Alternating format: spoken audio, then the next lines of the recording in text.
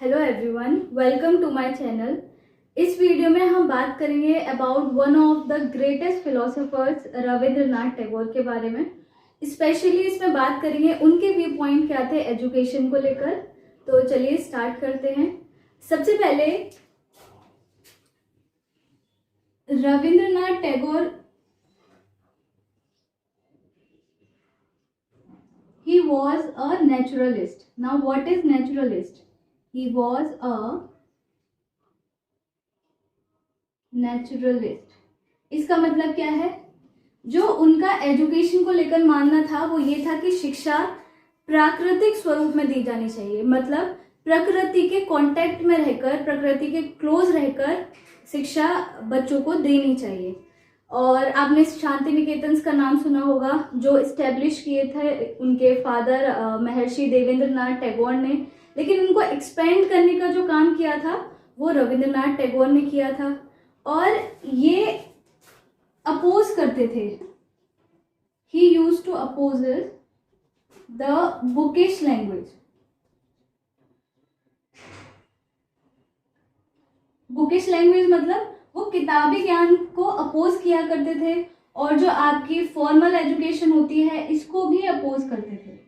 मतलब उनका मानना था कि जो शिक्षा है वो नेचुरल सेटिंग में दी जानी चाहिए, क्लोज टू नेचर होकर दी जानी चाहिए, और किताबी ज्ञान और फॉर्मल एजुकेशन ये नहीं होने चाहिए, उनका मानना था।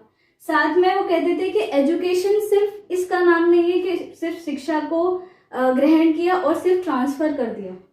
उनका मानना था कि फॉर्मल एजुकेशन जो है वो बच्चों के लिए बर्डन है, और एजुकेशन ऐसी होनी चाहिए जो सक्रिय हो, शक्तिशाली हो और रचनात्मक हो। तो उन्होंने सीधे सीधे अपोज किया बुकिश लैंग्वेज का और फॉर्मल एजुकेशन। उन्होंने, जैसे एनसीएफ भी बात करती है, इन्होंने एम्फेसाइज किया, he emphasized on child centred system. मतलब बाल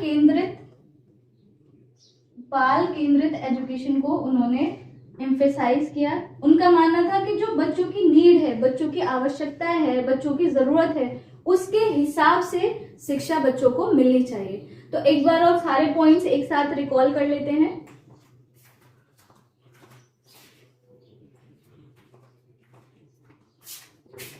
वन बाय वन सारे पॉइंट्स देख लेते हैं एक बार।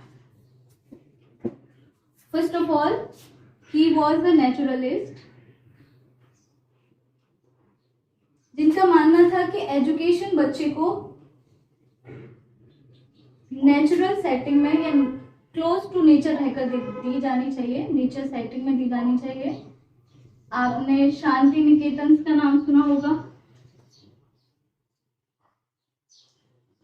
शांति निकेतन इसी फिलॉसफी पर बेस्ड है, जिसको इस्टेब्लिश तो किया था महर्षि देवेंद्रनाथ टैगोर ने, लेकिन इसको फैलाने का या एक्सपेंड करने का जो काम किया था वो रविंद्रनाथ टैगोर जी ने किया था। Expanded bye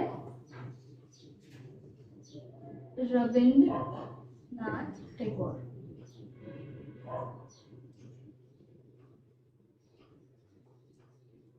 He opposes which type of education?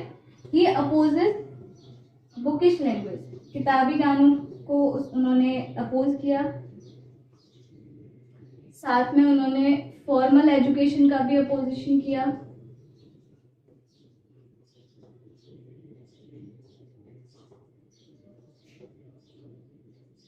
इनका मानना था that education is,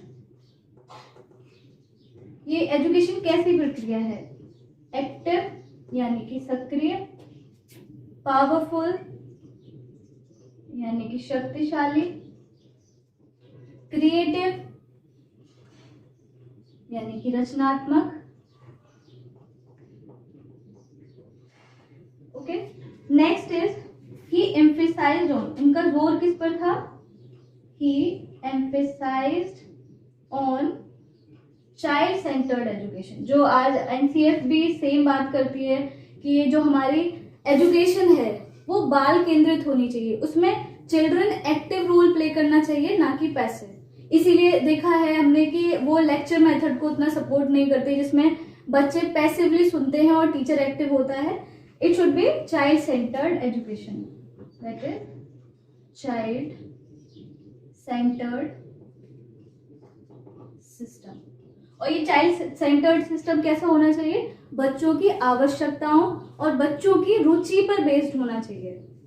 and next one is he also said that education is not just transfer of something. शिक्षा का मतलब ये नहीं है कि आपके पास जो ज्ञान है सिर्फ उसका आपने ट्रांसफर कर दिया. वो अप्लाइड होना चाहिए, बच्चों के इंटरेस्ट से और नीड से मैच होना चाहिए. तो ये कुछ पॉइंट्स हैं जो आपको रविन्द्रनाथ टैगोर की फिलोसफी के बारे में पता होने चाहिए. आप इनको अपने इंटरव्यूज में भी यूज कर सकते हैं. जो पॉइंट आपको इसमें अच्छा लगे आप वहाँ पे उसके एग्जाम्पल दे सकते हैं. That you are impressed by Rabindranath Tagore's philosophy, that he focused और emphasized on child centered system. Thank you.